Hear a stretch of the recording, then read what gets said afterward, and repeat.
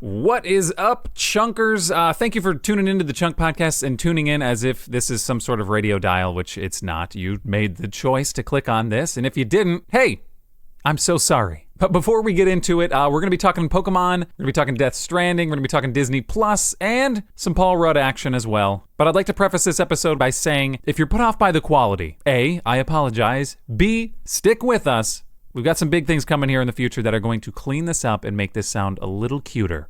Because really, at the end of the day, you're just looking for a cute podcast, am I right? Okay, I'm going to get the hell out of the way. It's the Chunk Podcast. Thank you so much, and enjoy.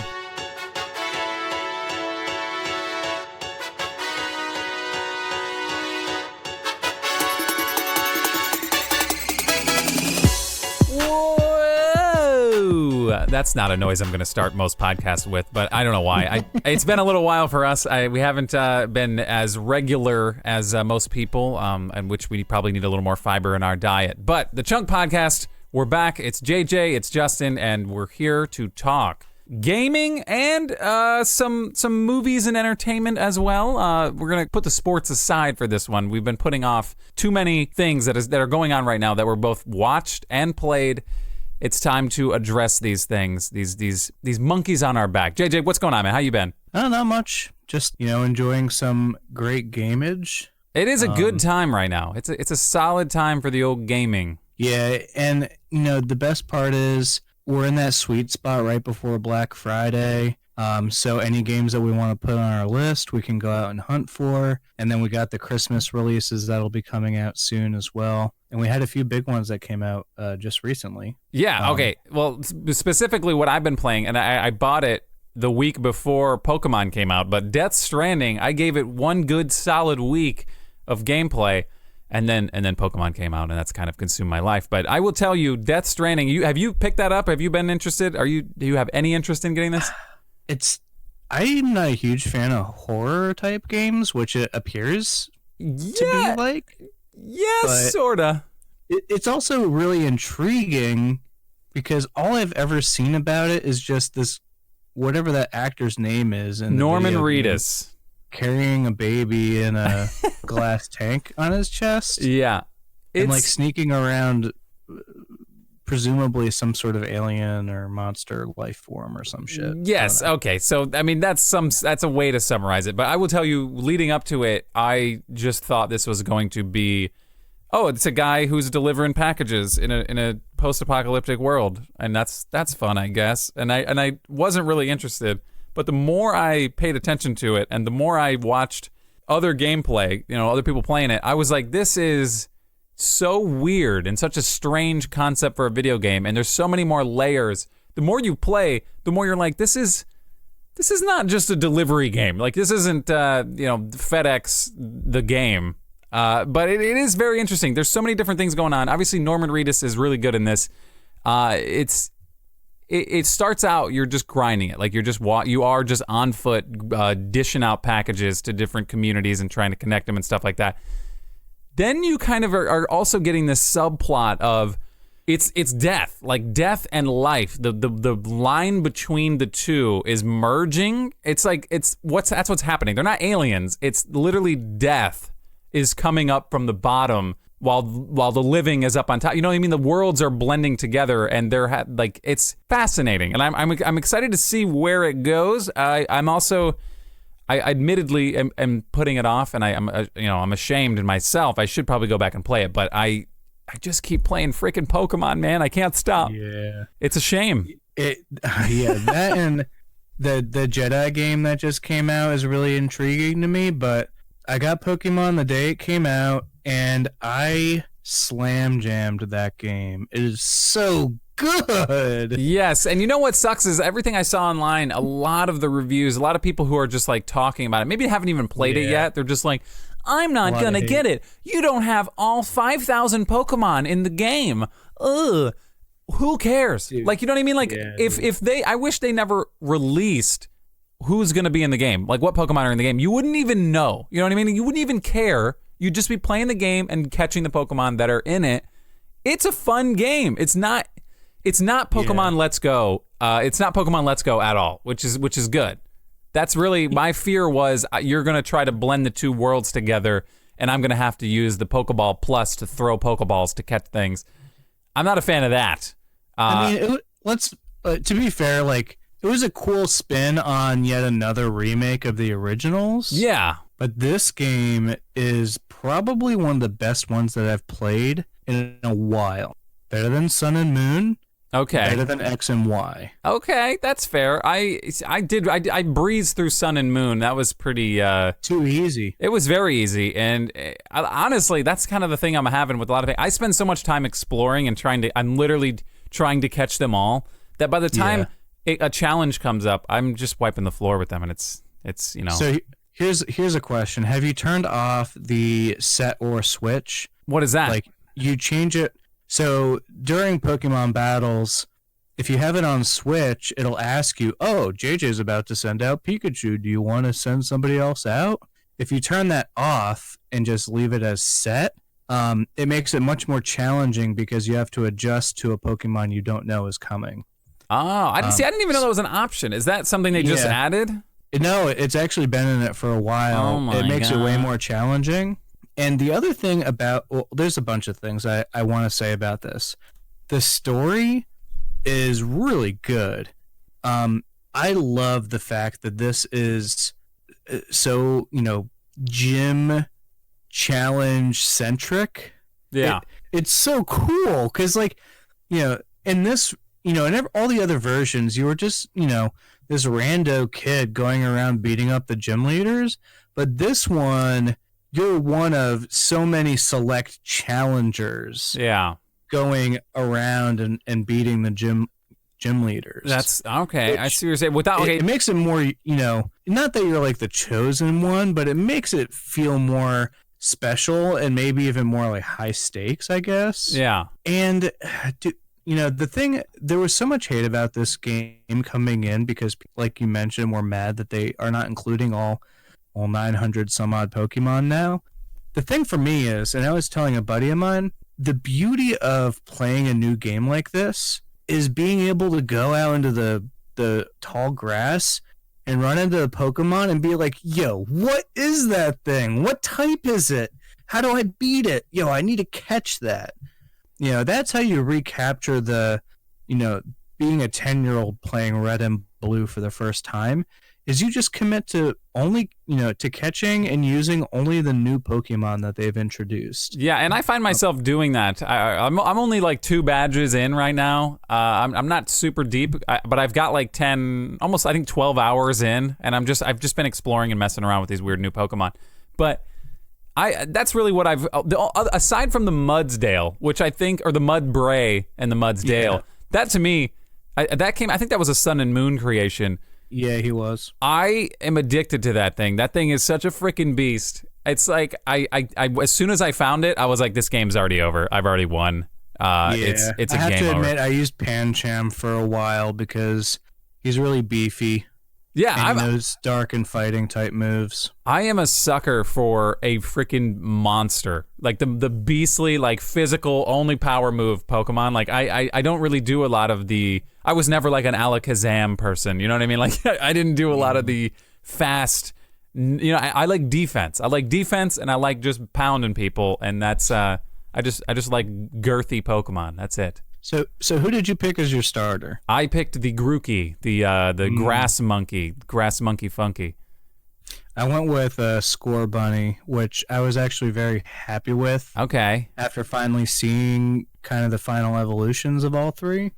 Yeah, the final. I had to Google search. I was like, and it was hard to find. To find the legit one. A lot of people had their like interpretations of what they could be, but it was hard to find like the real full-blown evolutions. But I just saw that giant gorilla and I was like, yeah, I'm in. I'm cool with that. And the other one, I think Sobble turns into like this like stick lizard thing. He's like Gex from Gex 64. Yeah, it was like this smug stick thing, and I wasn't really a fan of it. And to me, I don't know. I've never really been a big bunny person, or even fire. I never really ever picked the fire, even with Charizard. Yeah, neither did I. Yeah, neither did I. So I just didn't even think twice not picking the bunny. I was like, I'm gonna go with the monkey. Plus, it's green, it's grass. I'm all in on that. So anyway, yeah. So I have to say, if you have been on the fence about getting Pokemon Sword and Shield, I would absolutely grab it. For those of you that are not like Justin and want to pick one, I really recommend you go on and check out what the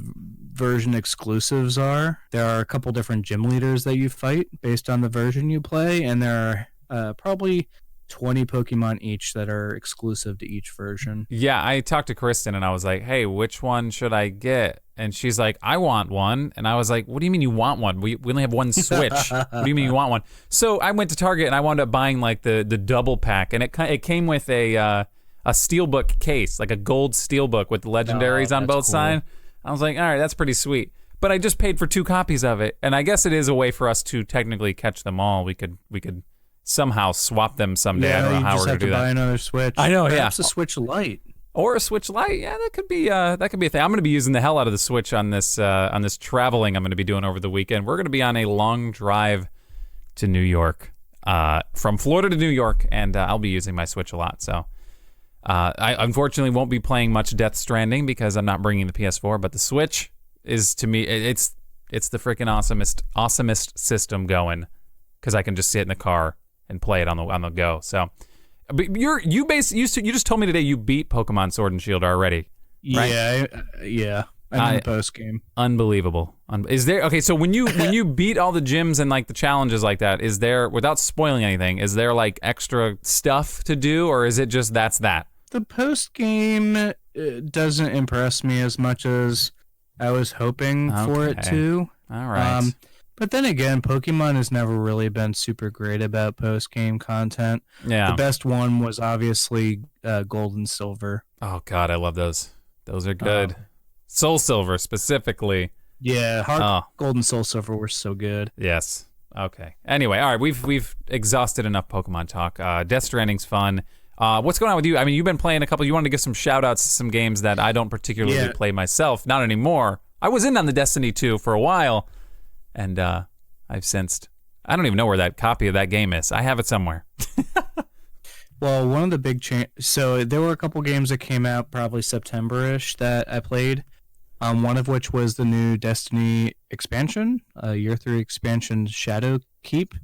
They also made the change to free-to-play for all of its first-year content. So if you've never played Destiny 2, you never really wanted to pay the money to give it a shot, it's free on all platforms now, except for Switch, at least for the year 1 content, plus a little bit extra.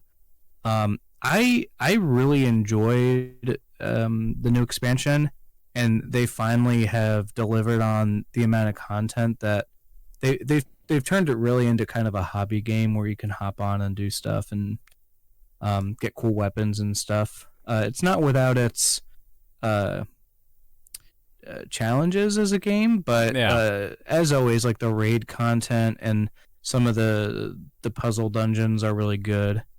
Another expansion that came out in September was Final Fantasy XIV's Shadowbringers, and I have to say, I think we've talked about it a little bit before, but Final Fantasy XIV plays.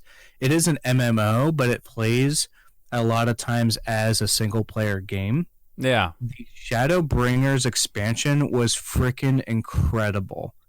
The story was so good. Probably one of the best video game stories I've played ever. Ever? To Jesus. be honest.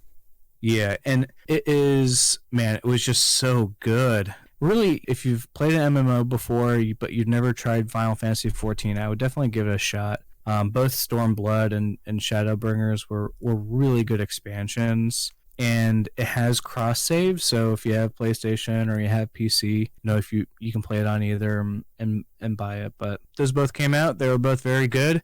And lastly, I did give WoW Classic a shot. It's been a while now since it was released. Yeah. And here's the thing. People don't remember how much of a grind fest WoW was, World of Warcraft was in the beginning. They've managed to capture that, very, very grindy glory. And embarrassingly, but also not so much, I only made it to level 30-something out of 60 because Man, it is so boring.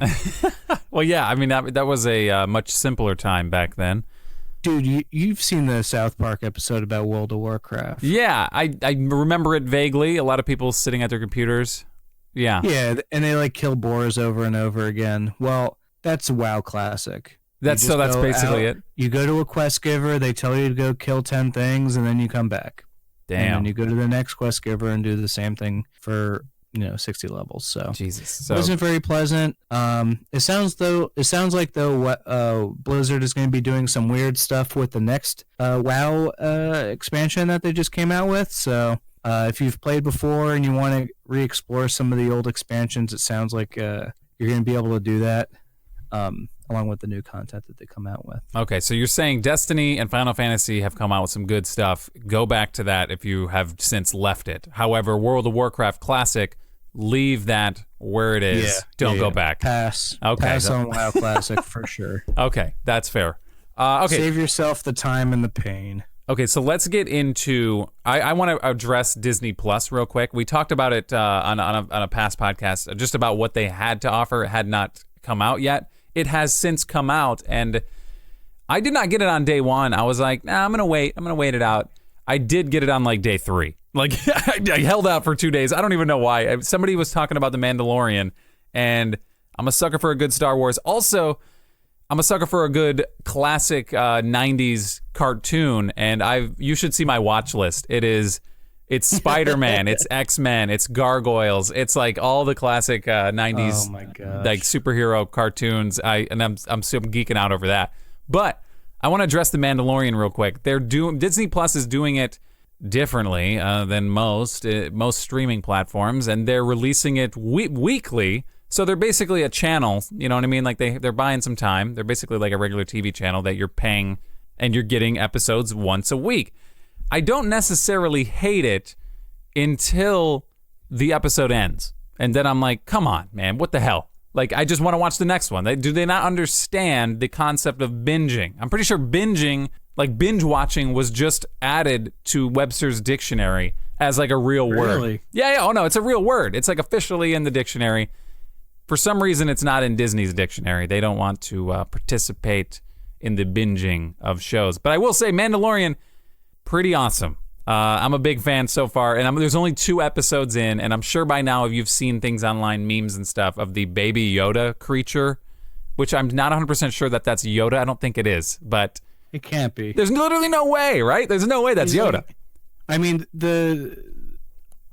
it's Boba Fett, right? It's not Boba Fett. It's not Boba Fett. From what I understand, it's between the 3 trilogies. This is the time, like, so there's literally no way. Yoda's old in the original, like the episode 1, he's old. So is Jango Fett then?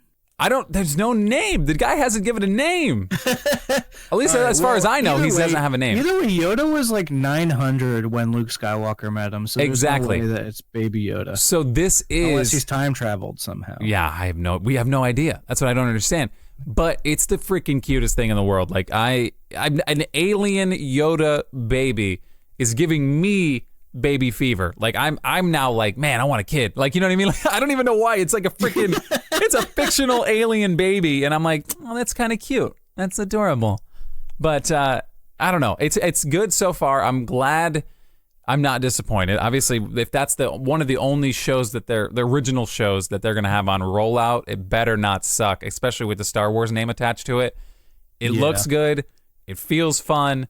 And if you're a Star Wars fan, it's worth the $6.99. Well, there's only 2 episodes out right now. There'll be 3, in next week. Obviously, there'll be 3 episodes, but I think there's 8 total. Maybe wait like a month, and you'll be able to pay only $6.99 for that whole month, and probably be able to watch the entire series and get, what I mean? Like, you could get in and out for $6.99. It's got to give you hope for the Marvel shows. Oh, absolutely. Well, they were never going to bring in those actors and have it be just shit quality. You know what I mean? Like, so I am excited. They are putting enough time and effort into these that they're going to be good. So I'm excited about the Mandalorian. It's a different concept. It's outside of, obviously the Skywalker stuff that we haven't really seen anything like that. It's just kind of its own thing. Like, here's the guild of bounty hunters. Here's how they operate, and here's one of them. It's pretty cool so far. Well, my voice just cracked. Sorry, Right. puberty. It hit me hard there. But Mandalorian, I'm digging it a lot. And then one other thing I've been streaming on Netflix that's come out since our last podcast is Living with Yourself. Paul Rudd could live stream himself pooping on a table, and I would watch it.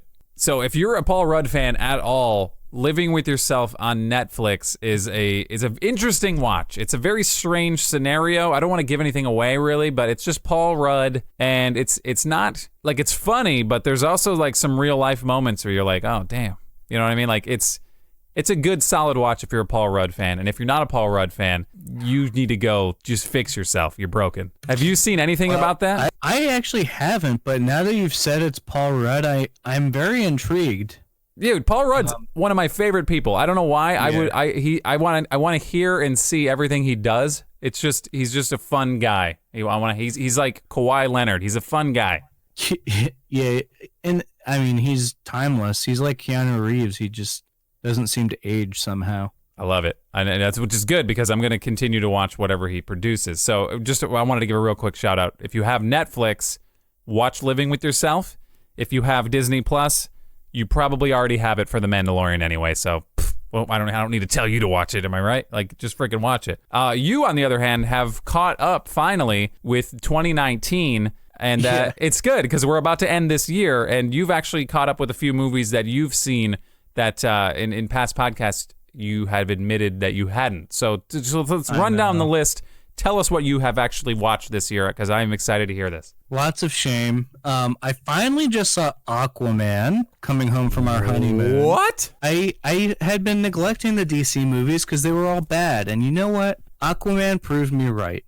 Aquaman was so bad. Oh, okay. All right. Listen, first off, that movie was from last year. That's 2018's garbage. So you're real behind.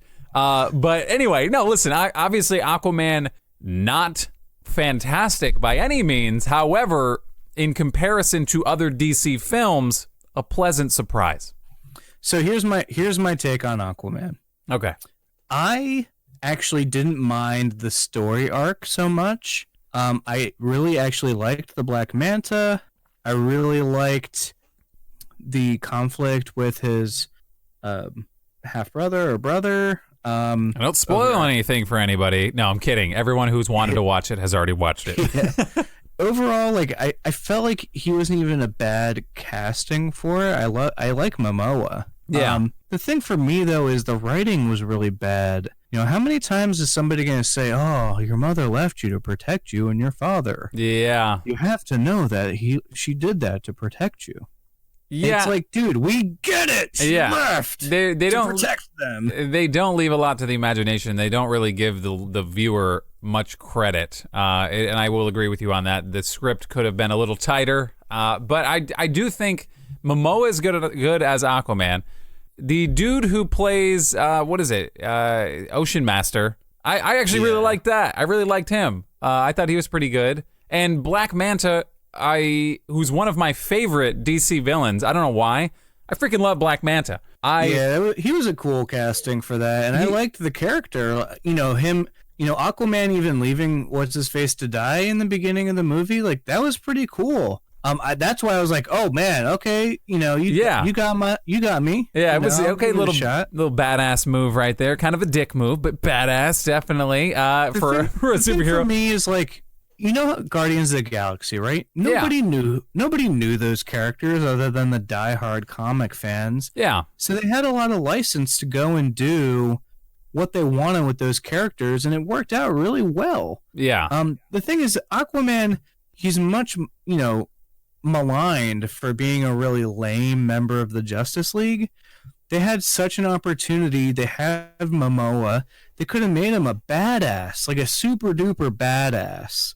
And instead, because of the writing, I came out of the movie as like, oh, okay, well, he like tries to be kind of funny sometimes, I guess, but also he's kind of tough. and his Yeah. mom left him to protect him and his father. Wait, what? His mom left him to protect? Oh, no. Okay, I see what you're saying, and we don't have to give this much more thought because this movie was relevant that was 3 years ago. Aquaman, and I'm glad that I was stuck on a plane to watch it because I otherwise would have just stopped it. I didn't not have fun watching it, but it by comparison to DC movies, it was like a 7. But realistically, probably closer to like a 6 at 4, a low 6. 3. Okay.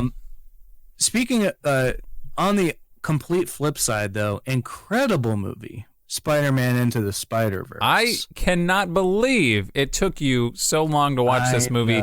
This movie is probably my favorite Spider-Man movie I've ever seen. Yeah, it was so good. It was freaking amazing. Yeah. It was super good. It came out on Netflix. I was waiting for Candace to sit down and watch it. We finally did, and man, we know some of the folks that worked on that movie. They're incredibly talented computer animators. Yeah. Like, dude, the art and the cheese. It just the style. it blew me away. Like I've seen animated movies before. They didn't have this kind of style. Like it had its own unique look. Yeah. And the story was really good. Like it was like the perfect storm of like, holy shit, Sony did something right. You know what I mean? Like I've never seen it. I'm really excited. Yeah. I'm really excited for the second one, especially since they're going to bring in more of the Spider-Verse type of stuff. Yeah. It has endless possibilities. It's so good. I'm super excited to follow that. That's definitely, it blows Aquaman out of the water, obviously. But it also, it's definitely the premier Spider-Man franchise right now to me. I mean, obviously, what's going on with the MCU, who the hell knows? But as far as the animated Spider-Man, that is definitely pinnacle Spider-Man content right there. Anything else? Anything else you want to brush off? Here's the last one. Okay. Detective Pikachu. And given that I'm such a Poke fan, Poke snob, like I'm ashamed that it took me so long to watch it, but we were on this 8-hour flight home, and I finally had a chance to sit down and watch movies. Yeah. I really liked Detective Pikachu. I love the world they built. Yeah. The story I could have probably been a little better. Yeah. But no, I did like it. Easy for a kid. Yeah. I did like it. Twist at the end, interesting. It was an interesting choice. Dude, the twist at the end was all right. I wasn't even bothered all that much. It's whatever. But dude, this game would have been so much better, or this movie would have been so much better if Danny DeVito was the voice of Detective Pikachu. It would have been interesting. That would have been very strange, and I think I would have been okay with it. It was weird hearing Ryan Reynolds, aka Deadpool, as Pikachu. That was, it took some time to get used to, but once the story got going, I was like, okay, it's Pikachu. But I would have been more than okay to have Danny DeVito. It would have been very, very fun. It's funny because when I saw the internet rumblings, like apparently somebody had asked him about it, and he's like, oh, I don't know what Pokemon is, but I'll do it. And yeah, I like the story a lot, and I agree. I think I probably like the world better. I just think it's incredible that they're able to computer animate a story where the Pokemon are so cohesive with the live action part of the movie.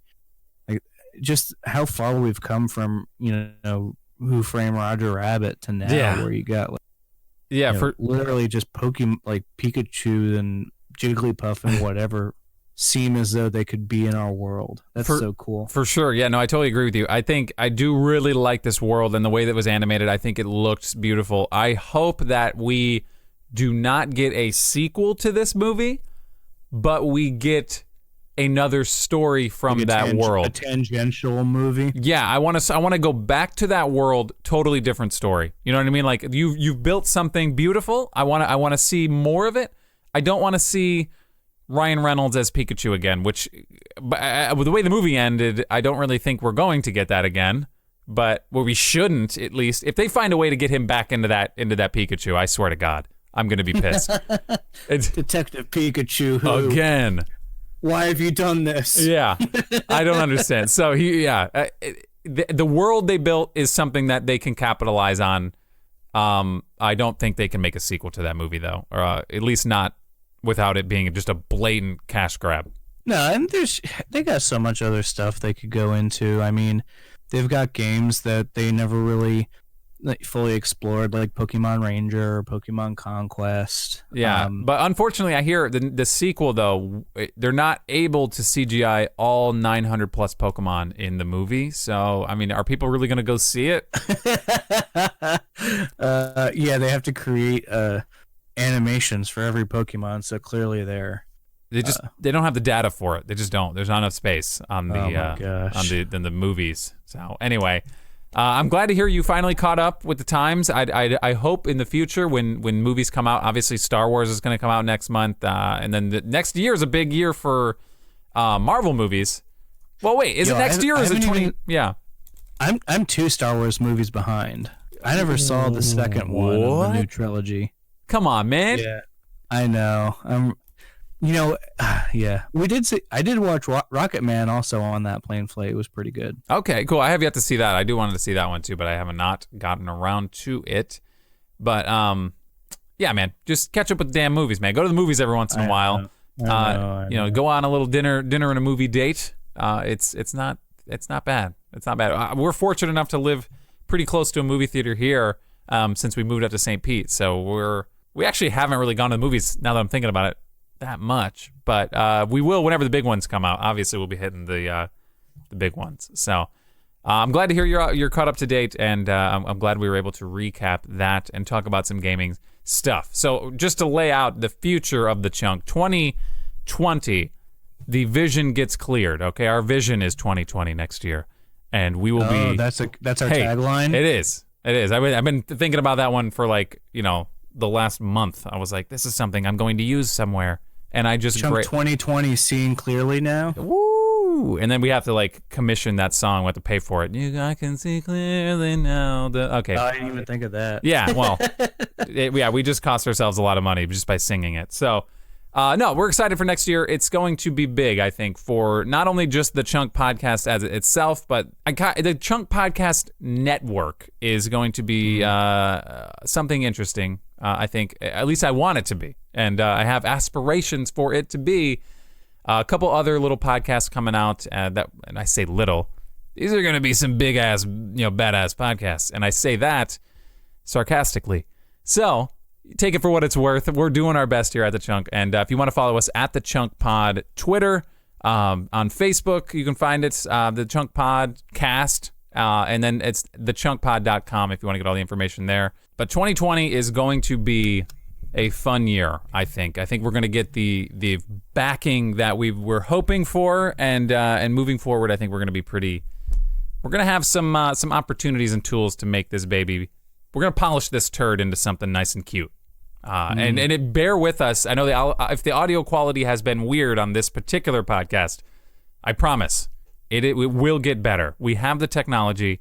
We are implementing it shortly. So subscribe, Apple Podcasts, obviously Google Podcasts, Spotify, wherever you listen to podcasts, or wherever if you're listening to it somewhere else, you can find us anywhere. Just search The Chunk Podcast. Give us a like. If you could subscribe, and please rate or review on Apple Podcasts, that would be greatly appreciated. JJ, thank you for getting back on. It's nice doing this. We should probably do this more often, and we will. I swear we will. Right after your vacation, and then also after the holidays. Yes. And then after the New Year. And then after, Valentine's Day, and then after, 4th of July. Yeah, but no, we're going to get there, damn it. We're going to get there. So thank you, Chunkers. Thanks for being a hardcore chunker. We appreciate you listening, and just stay tuned. There's some good stuff coming. Peace out. People say peace out? Yeah, I say peace out. Okay. Peace out.